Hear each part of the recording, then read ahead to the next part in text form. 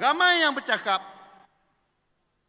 hari ini nak buat konvensyen Melayu, piagam Melayu, apalah bercakap menjual nama Melayu dan Islam. Akhirnya, pokoknya, mereka hanya bercakap tentang kepentingan nak kekalkan kuasa masing-masing. Hei, orang-orang tua ni, dia tahu tak masalah yang sebenar yang berlaku ni? Tak habis-habis bercakap mengenai isu siapa yang lebih Melayu, siapa yang lebih Islam. Hei! Kita nak bagi tahu, pemuda kali ini berbeza.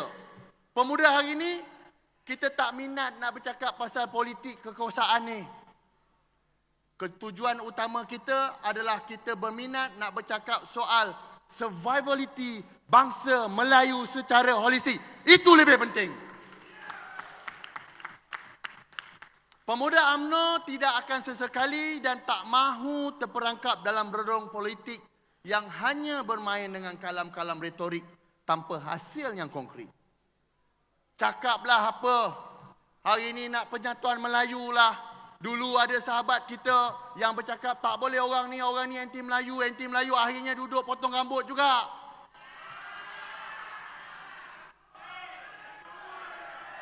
Ha?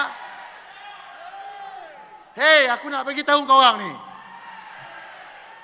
Orang UMNO jangan jadi bodoh macam tu. Orang UMNO hari ini kena bercakap soal realiti yang di luar sana. Orang tak nak tahu dah siapa lebih Melayu, siapa lebih Islam. Orang Melayu nak tahu yang dekat luar sana, apa yang kita buat untuk bantu bangsa Melayu. Itu lebih penting.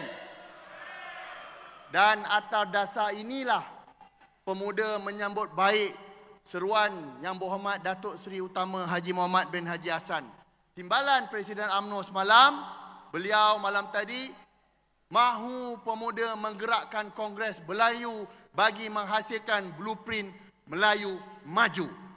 Ini yang kita nak. Pemuda sedar, ekonomi Melayu semakin terhimpit.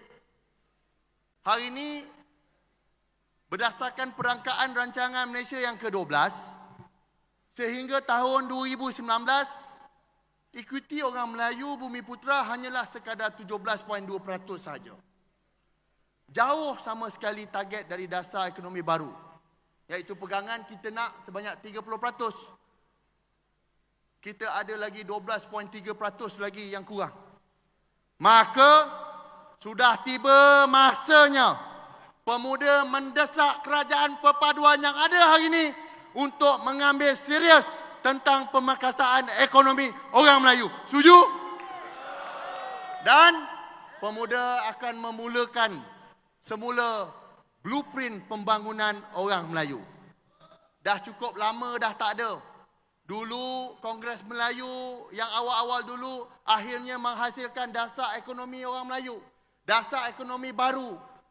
Kita mengecapi pelbagai keindahan keenakan berdasarkan Kongres Melayu yang terdahulu. Tetapi makin lama makin lupa. Kurang orang bercakap mengenai bagaimana nak majukan orang Melayu. Yang selalu bercakap bagaimana nak memperbodohkan orang Melayu saja. Maka, melalui blueprint yang akan kita cadangkan dan akan kita usahakan, kita akan lahirkan dari rahim Kongres Melayu Maju ini. Dan Kongres ini akan benar-benar bertujuan untuk memajukan Melayu. Kita akan menggali segala akar permasalahan untuk merencana pucuk solusi. Inilah akan menjadi kongres yang sebenar-benar untuk orang Melayu memajukan diri. Bukannya kongres acah-acah sebelah sana yang bercakap soal kuasa, tetapi sebenarnya hanyalah demi survival politik mereka saja. Dan menerusi kongres ini, kita akan menghimpunkan segenap lapisan pemikir-pemikir terbaik bangsa. Daripada cendekiawan, teknokrat, tokoh korporat, profesional bukan keparat, wakil-wakil rakyat, penggerak komuniti dan semua pertubuhan-pertubuhan belia. Kita himpunkan dan kita akan beri segala isu yang melengkari hal ehwal orang Melayu dari sudut ekonomi, pendidikan, perumahan, pekerjaan, polisi dan dasar. Dan kita akan rangkumkan di dalam blueprint Melayu Maju ini. Dan inilah blueprint yang akan kita gunakan menjadi kiblat kita untuk tempoh mendatang untuk memajukan bangsa Melayu. Dan insya-Allah ini ikhtiar kita, ini cara kita. Sabar. Sikit lagi. Semua dah dah ni. Sidang perwakilan sekalian, hari ini kita sudah menerja zaman politik yang baru. Zaman yang menuntut kita perlu beradaptasi dengan peredaran zaman. Zaman yang perlu cepat, tangkas dan tepat. Saya nak kongsikan, dekat sini siapa yang pernah sunat dengan Tok Mudin guna pisau duduk atas batang pisang? Siapa? Tak ramai. Ramai yang ni semua sunat laser je lah ni. Tapi saya nak bagi tahu. Kalau dulu tak ada lagi teknologi, kalau sunat dengan Tok Mudin guna pisau duduk atas batang pisang, 2 minggu belum tentu boleh pakai seluar. Tapi kalau sekarang dengan teknologi perubatan yang ada, sunat laser, pagi kau sunat, petang kau boleh pakai seluar lah. Tapi mungkin bentuk tak sama. Maka dalam politik ni, perkara ni yang kita mahukan. Kita kena sentiasa peka dan cakna dengan keperluan dan kehendak semasa. Pemuda UMNO perlu cepat mendalui sebarang permasalahan supaya demand kita kembali meningkat. Pemuda perlu faham, rakyat sudah menolak politik kebencian. Rakyat dah menolak politik fitnah. Rakyat sudah menolak politik yang menakut-nakutkan.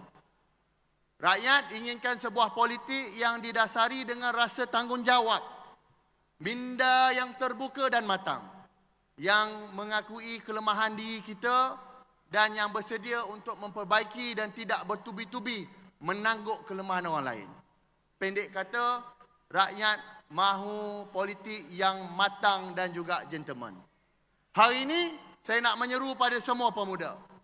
Usah kita bercakap mengenai keburukan orang lain. Hari ini kita kena sedar apakah kelemahan kita, kita perbaiki, kita naik dengan kekuatan kita sendiri. Cukup-cukuplah kita bercakap mengenai politik fitnah, cukup-cukuplah kita bercakap mengenai politik memburuk-burukkan orang lain. Dan untuk menjayakan perkara ini, perlu adanya sebuah perubahan. Berani untuk berubah dan jangan takut, jangan gentar. Kita sudah membuktikan apabila kita berani membuat perubahan, insya-Allah rakyat akan kembali percaya kepada kita. Contohnya jelas, ketika pilihan raya negeri Melaka, ada Ketua Menteri saya berada kat depan ni. Ketua Menteri Melaka yang ada hari ini ketika dulu menjadi pengurusi perhubungan UMNO telah mengambil langkah yang berani dan luar daripada kotak. Luar daripada arca UMNO pada ketika itu. Yang telah membariskan hampir 86% wajah baru yang kebanyakannya terdiri daripada orang muda. Akhirnya, apa yang kita nampak berlaku di Pilihan Negeri Melaka. Perubahan yang dilakukan ini membawa kepada kemenangan besar UMNO dan Barisan Nasional di bumi Melaka. Inilah perubahan yang kita perlukan. Malah, jika tiadanya keterbukaan dan kesediaan untuk kita berubah, tuan-tuan, kalau kita tak berani nak berubah, mana mungkin yang berdiri dan berucap di hadapan tuan-tuan semua hari ini adalah ketua bahagian yang termuda bagi penggal ini.